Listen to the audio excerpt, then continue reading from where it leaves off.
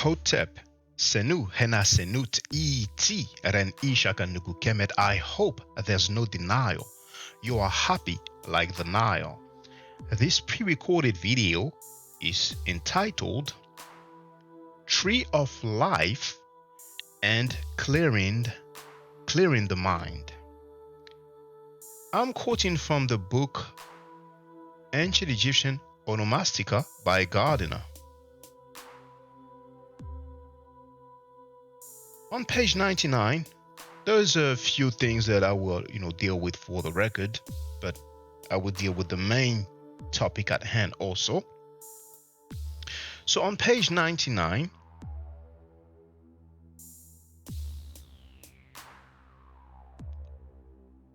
we have, I'm going to read from here. Thus, when objects or mythical beings are spoken of as having face of part, this can hardly mean more than as having human faces. Again, in the hieroglyphic text of the decree of Canopus, Rechit corresponds to Remech in the Demotic. And now, if I'm not mistaken, I don't claim to be fluent in Greek. I've started learning it. Ton anthropun in the Greek. Lastly, we have P lead, describing the god as making herbage for the cattle, and Nechet Ankh. Gardiner wrote staff of life, literally tree of life, as in Hebrew.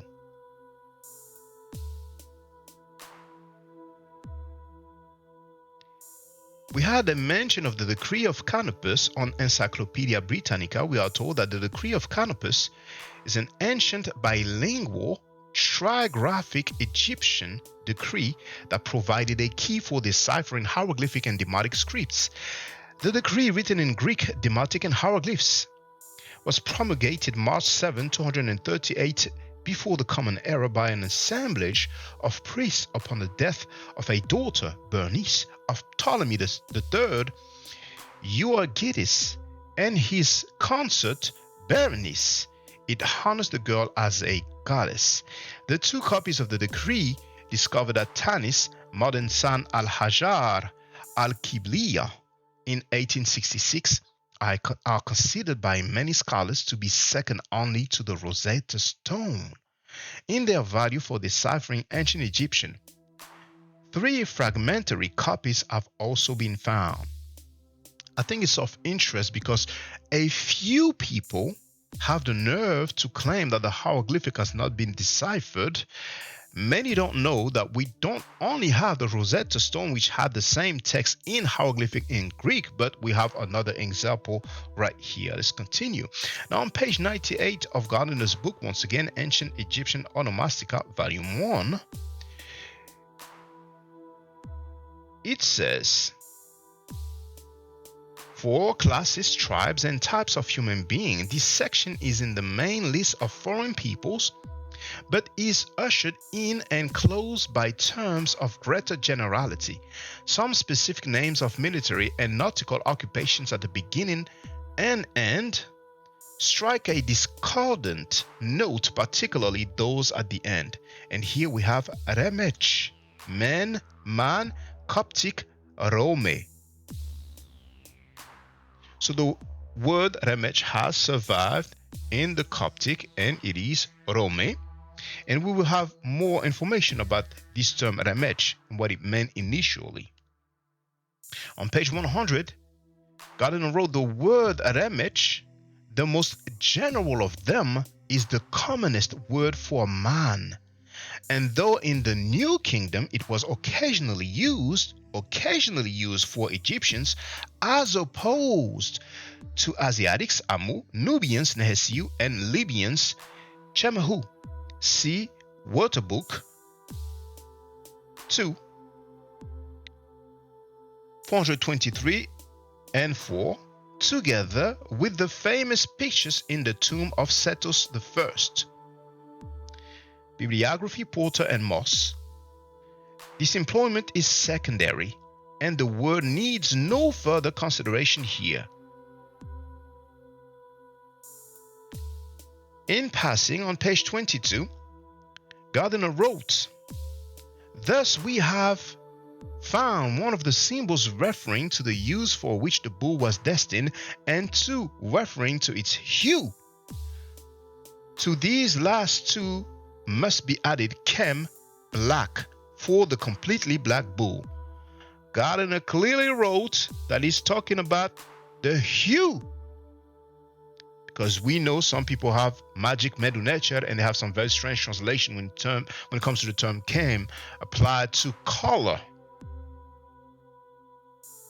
And on page 23, it says here, chem, a completely black bull. Now, there is no page number, but you can see that it is right underneath page 68.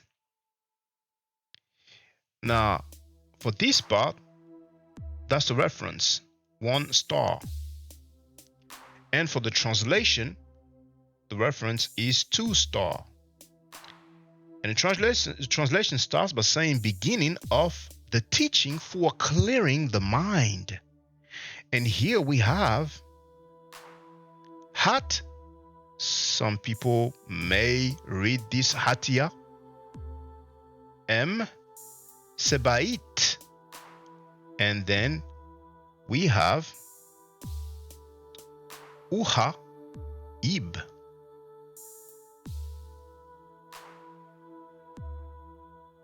On the book Hieroglyphic Egyptian by Claude Obzomer, PhD, on page 252 we have Ib, and it is translated as heart, thought, will, desire, intention.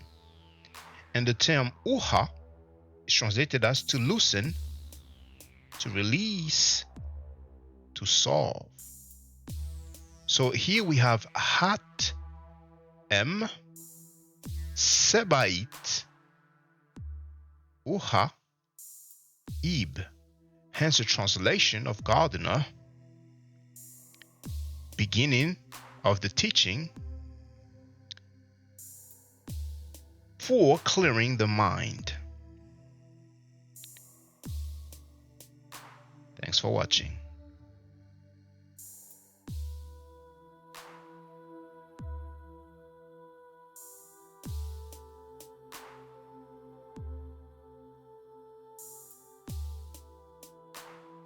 I love this music.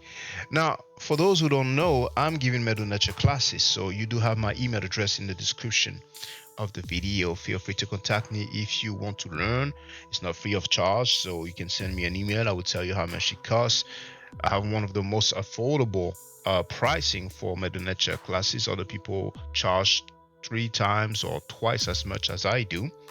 But besides that, feel free to like the video and leave a comment. Peace.